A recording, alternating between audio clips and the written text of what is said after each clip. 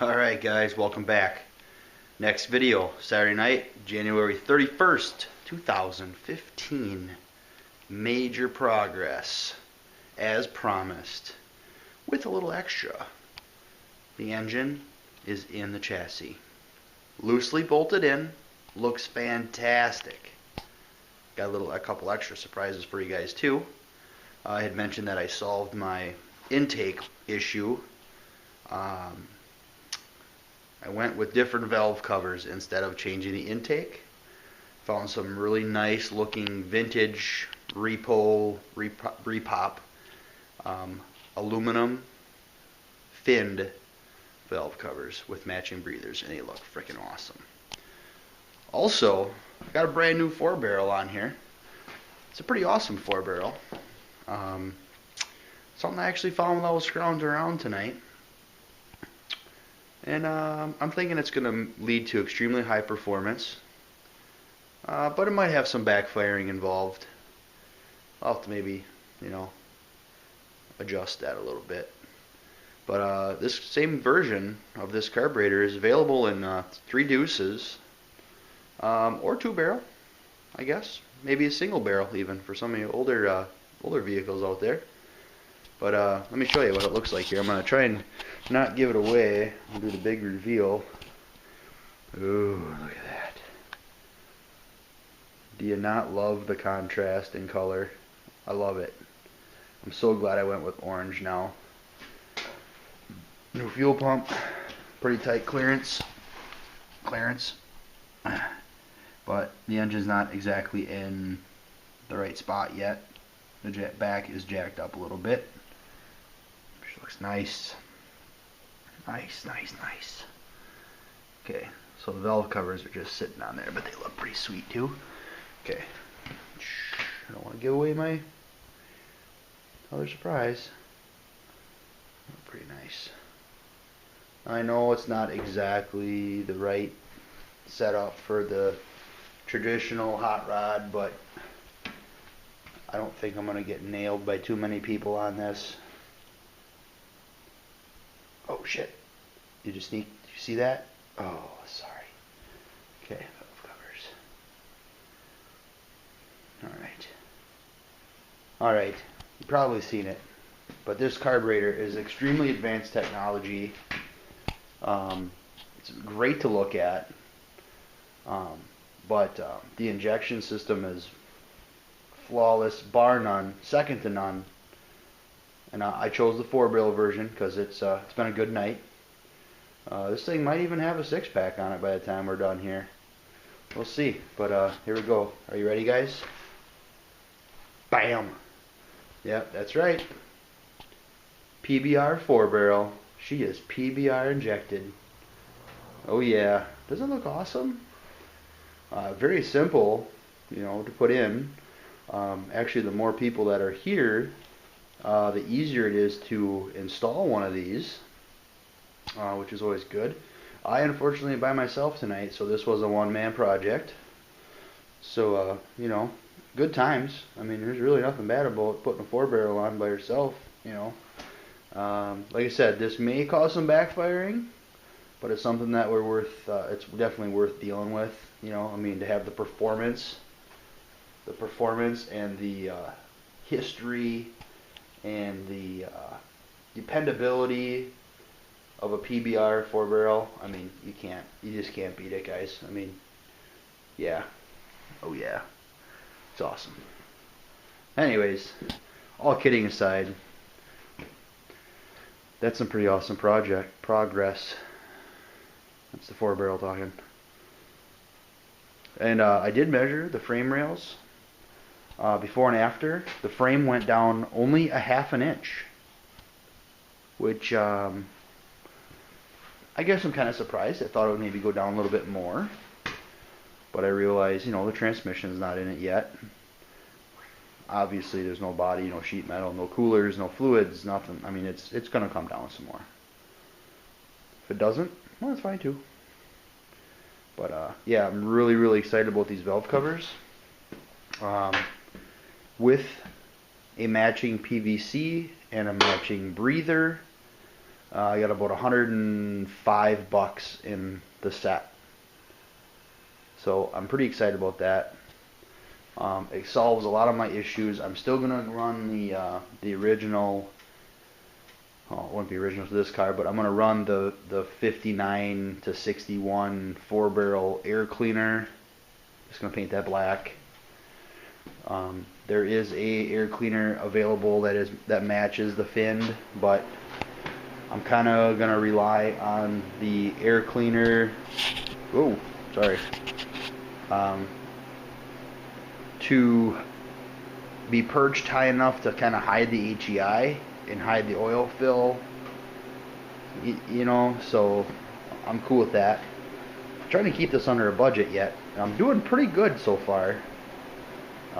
Seems like I have weeks here and there where I spend $200, which was one of these weeks because I bought that cross member, the valve covers, some other little baloney stuff.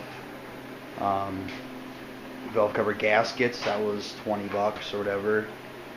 So, you know, I mean, it adds up. But now my next step is just basically cleaning more parts. And I gotta get a 4x4 across the frame rails here so I can actually roll this thing around just to jack under the flywheel right now. But I got some wire looms. I can show you those. Some original wire looms off of a 283. This one here would actually bolt on. Whoa, like so. Not sure if there's supposed to be one on the other side or not, but I may not even use that. The ones I really like, got two of these. I need to be cleaned up and painted, obviously, but they actually go on the frame back here to clean that up nice. And I really like that idea. It just kind of keeps everything clean. So I'm going to clean those up and paint them eventually. So it was a good junkyard weekend also. It looks pretty, doesn't it? Oh, man. I will probably put the valve covers and stuff on. No. Take that back. I'm not putting the valve covers on until I have a water pump on this thing and all the paint touch-up is done. And then I got to start looking at headers. And boy, boy, they're going to be super tight in there. But damn it, I want headers. Some of you probably think that's stupid. I have very good friends that they refuse to install headers on anything. To me, like, I know this isn't a performance engine, but to me, like, you can't have a performance engine without letting it breathe.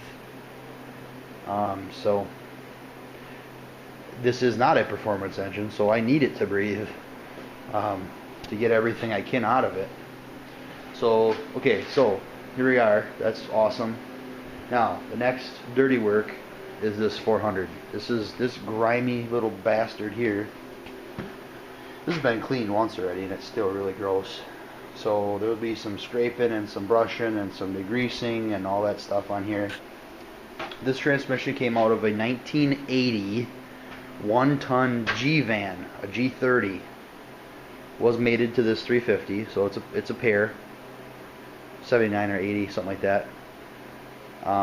This has a bolted-in yoke. I took the yoke out because I obviously am going to need a slip yoke. It's short. I really expected it to be longer. Not the first time I've heard that. So here's my question to you transmission guys out there. This is a TH400. I want to put a slip yoke in this transmission, obviously, because this car is not big enough to need a carrier bearing or a carrier slip, whatever the hell they're called. So should my slip yoke be that same length, or should the slip yoke be longer? Because I've looked online and there's both versions out there. I'm not against spending the money for the right thing, but I do realize that the 400 is going to be bigger than the 350, I have a slip yoke here out of a Saginaw 4-speed, and it's way too small. So I need a shaft. I need a yoke, basically. And this thing needs to be cleaned up. I'm debating whether or not I should paint it or not. I really don't want to. It's going to depend on how it cleans up. I might paint the pan or something. But with not having a hoist here, obviously, you know, torque converter bolts and stuff like that are probably going to wait until I have this thing available, or have a hoist available somewhere to put this on a hoist. And I'll probably do like the torque converter bolts, and I'll do the fuel line plumbing and the brake, you know, all that stuff underneath, all the undercar stuff at the same time. I want to focus on getting it cleaned up and getting it bolted on, getting the cross member in, which is right here, very nice. I don't know if I showed you this or not. Very nice cross member from CPP, I think, CPP or CCP. I gotta look at the invoice now. And I can't remember. I buy a bunch of stuff from them guys, but I don't ever remember what it actually was. CPP, Classic Performance Products, out of California. Yeah. So yeah, there it is. It is in there with the PBR 4-barrel. I'm super happy and sort of kind of drunk. So it's all good things. Oh, dipstick tube. I got that painted. What I had, actually took a junkyard dipstick tube and matched the length with the dipstick in to the original one, and then cut the length to where it needed to be.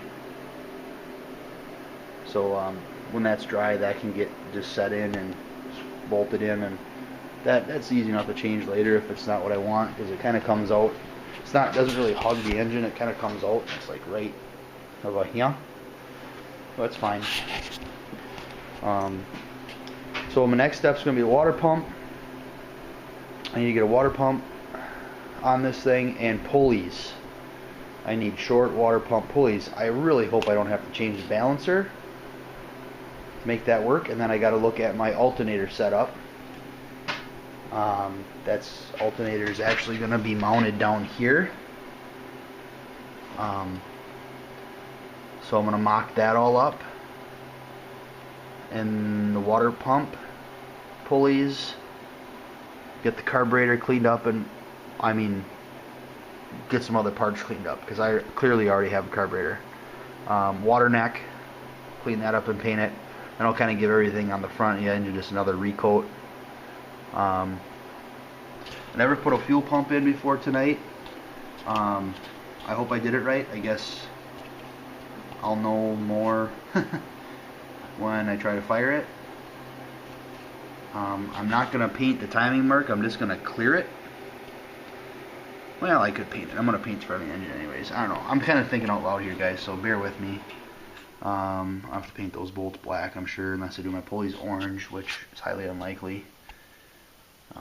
But I love the contrast in color. I love the detail part of these projects. I like the details. I like knowing that, you know, the hardware is new and it's clean and shiny. I put grade 8 bolts in all the mount hardware. You know, I like, you know, the starter. Normally I would have replaced the starter just because, but I'm trying to save money and I know that starter works, so I just wire brushed it, masked it off, and painted it. It's fine. It'll be fine. Same with the distributor. Not that I won't ever change that distributor, but I know the cap has got to be replaced, and I'll probably either paint or clean up the coil, just cause. But yeah, then the next, you know, there's always lots and lots of stuff to do on these. Always, you guys know that. But I'm glad to see that there's some pieces coming together, and it opens up some space in the shop. Of course, now the cherry picker is here, and I'm going to leave it set up because I might use it to pick up the transmission so I can clean it. I might actually, I don't know if that's a good idea or not, but I'm kind of almost thinking I'm going to hang it I'm going to bolt the shaft, the the yoke back in and hang it from there, so I can clean all the way around it and just kind of let all the shit drip off of it. If there's no fluid in it, it shouldn't really hurt that, and if it's bolted in, it really shouldn't hurt that. If you think it will, chime in on a video. But I'm actually going to hang this thing from the cherry picker, from that yoke, somehow, chain or strap or whatever, so I can degrease that thing all the way around. And then if I choose to paint it, I can paint it. When I put it in, I'm going to make sure I have some lift straps here. I'll get some lift straps.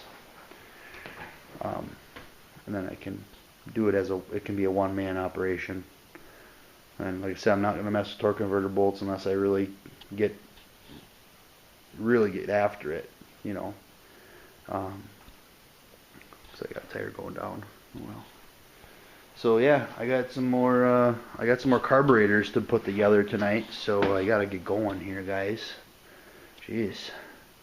But real happy with this. I mean, really, really, really happy. Really happy. I cannot believe that I am actually this far on this car already. I gotta thank my beautiful, gorgeous, intelligent, smartest woman ever wife. She really lets me get at this thing, and you know, I'm not building carburetors in town right now. I'm building them in the garage. So if you know what I mean. So she doesn't mind that I'm out here, as long as the kids don't give her too much grief. So I got to give her big shout out to Susie Q. So she's the reason we're doing this, is we're gonna have a family cruiser together. So anywho, let's mark some stuff off the list. We got the list. Look at this. Let's go from the top. Drag link and pitman arm. Still waiting on the pitman arm from Amazon. Clean and paint starter. 131. Oil dipstick. We're not changing sides. I thought I would change the pan, but that's not gonna hurt. So oil dipstick, yes. 131. New valve cover gaskets. Yes, those came yesterday, but not installed. PVC and breather filler. What to do? Problem solved. Tranny dipstick. I have an OEM one. Got to clean it up with the transmission. Slip yoke. That one I'm asking for help. Engine installed in frame.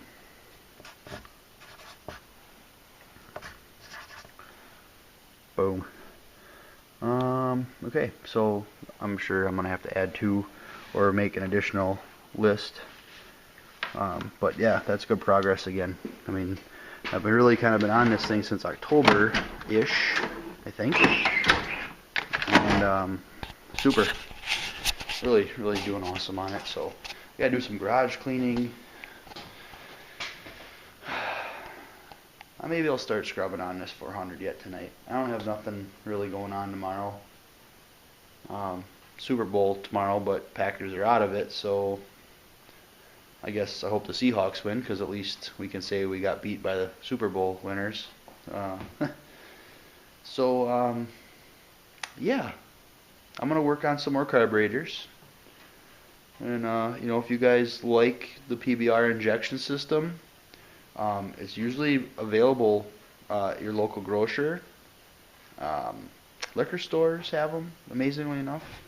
Yeah, just you know, just ask around for the PBR injection system. It's pretty awesome. Alright guys, thanks so much for watching, and to you faithful crew who always do watch my videos and always comment, thank you so much. This makes this all worthwhile. I love being a part of the YouTube Garage Gang. You guys are a big part of that for me. So you know, you guys know who you are. I'm not going to rattle all the names off because there's so many of you. I don't have a lot of subscribers, but the ones that I do have, you guys are fantastic. I can't thank you enough for the advice that I get when I need it and ask for it. Some for when I don't ask for it, but I get it anyways, and it's welcome. So here we are, making progress on 210 Tessie, and we are definitely on course to have this thing ready for summer of 2016. That's next summer. So may not be done, but it will be on the road. I feel very confident that that's going to happen. So you guys are a big part of that. Thank you so much. So with that, I'm out of here. You guys have a super awesome weekend. I'll bring you back as soon as I can. Enjoy making carburetors. You build as many carburetors as you can. It's awesome. Tomorrow's Super Bowl, so there's probably going to be a lot of carburetors getting built tomorrow. So see you guys.